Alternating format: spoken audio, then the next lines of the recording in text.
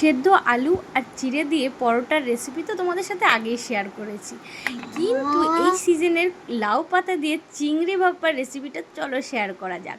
তার জন্য দেখো আমি কচি কচি লাউ পাতা তুলে নিয়ে এসেছি এবং ভালো করে ধুয়ে নিয়েছি। প্রচুর ধুতে হবে অনেকবার, কারণ লাউ পাতাতে প্রচুর পরিমাণে নোংরা থাকে, যেই কারণে ভালো করে ধুয়ে সেগুলোকে শুকিয়ে নিতে হবে। তারপরে ঝুরি ঝুরি করে কেটে নিতে হবে। দেখো আমি ঝুরি ঝুরি করে কেটে নিয়েছি।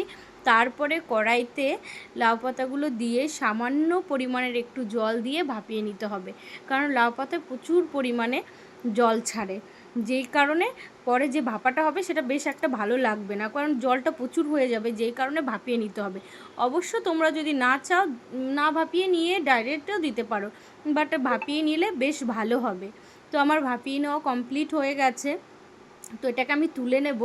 আর এই দিকে দেখো আমি মশলা করার জন্য কালো সর্ষে, সাদা সর্ষে, লঙ্কা আর পোস্ত দিয়ে বেটে নেব। ঝালটা যে যার পরিমাণ মতন দিয়ে নেবে। আর আমি ঝালটা এতটাই বেশি খাই, যেই কারণে ঝালের পরিমাণটা আমি একটু বেশি দিয়েছি। তোমরা যদি কম খাও সেটা পরিমাণটা কম দিতে পারো। এইদিকে আমার মশলা বাটা কমপ্লিট। একটা বোলের মধ্যে ওই সেদ্ধ লাউ পাতা, চিংড়ি মাছ আর ওই বেটে রাখা মশলাটা দিয়ে দেব। তার ওপরে দিয়ে দেব সামান্য লবণ, তার ওপরে দিয়ে দেব সামান্য পরিমাণের হলুদ।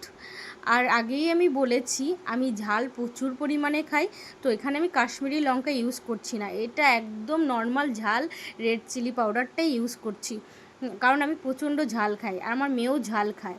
তো তার উপরে আমি দিয়ে দিলাম দুটো গোটা কাঁচা লঙ্কা। তারপরে সর্ষের তেল দিয়ে ভালো করে মাখিয়ে নিতে হবে। তারপরে একটা টিফিন বাটিতে সুন্দর করে সেটাকে রেখে সেট করে নিতে হবে। কিন্তু তার আগে একটা কথা আছে, এই ভাপা বলো পাতুরি বলো এগুলো কিন্তু বেশিরভাগ জিনিসটাই সর্ষের তেল ছাড়া একদম জমে না। যত তেলের পরিমাণটা বেশি হবে ততই ভাপাটা আরও বেশি টেস্টি হবে। তো তার জন্য আমি ওপর দিয়ে আরও সর্ষের তেলটা ছড়িয়ে নিলাম। আর এইদিকে দেখো আমি কড়াইতে জল গরম বসিয়ে দিয়েছিলাম, একটা স্ট্যান্ড বসিয়ে দিয়েছিলাম, তার মধ্যে টিফিন বাটিটা দিয়ে ঢাকা দিয়ে দেব 15 মিনিট।